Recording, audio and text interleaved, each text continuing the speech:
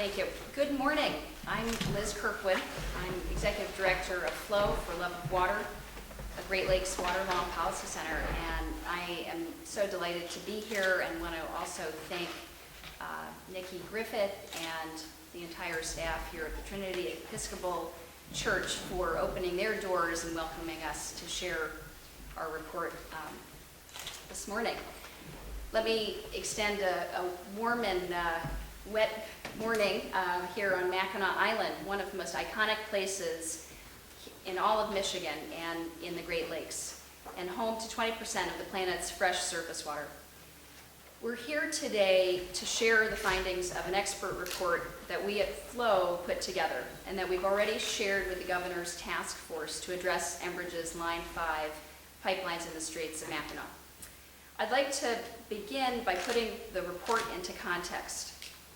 Flow and our partners at the Oil and Water Don't Mix Coalition have been working for last year plus, calling for the state to lead on regulating these large and aging pipelines.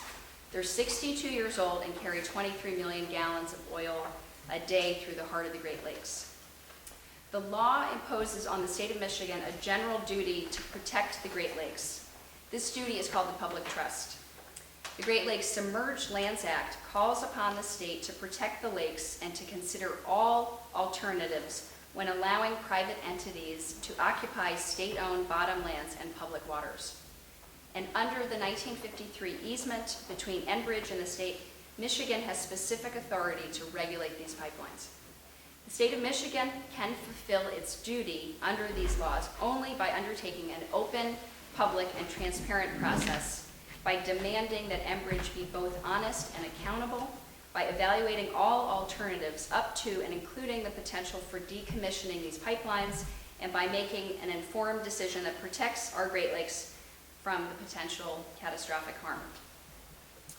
Accordingly, we at Flow insist that the state undertake a careful review, conduct a transparent process, and consider as paramount the public's interest in the Great Lakes.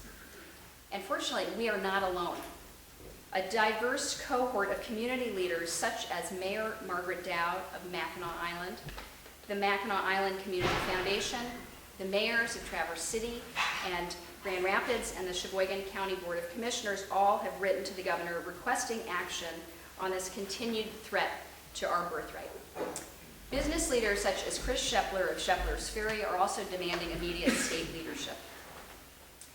If there's one thing that this administration and all Michiganders can agree upon, it's that a catastrophic oil spill from Line 5 into Lakes Michigan and Huron would cause enormous harm to our public waters, to our Great Lakes fisheries, ecosystems, Michigan treaty tribal rights, to our public health, and to our economy, and to our pure Michigan way of life.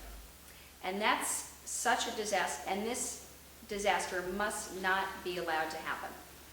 There's very little information available to the public about Enbridge's pipelines, even under FOIA law.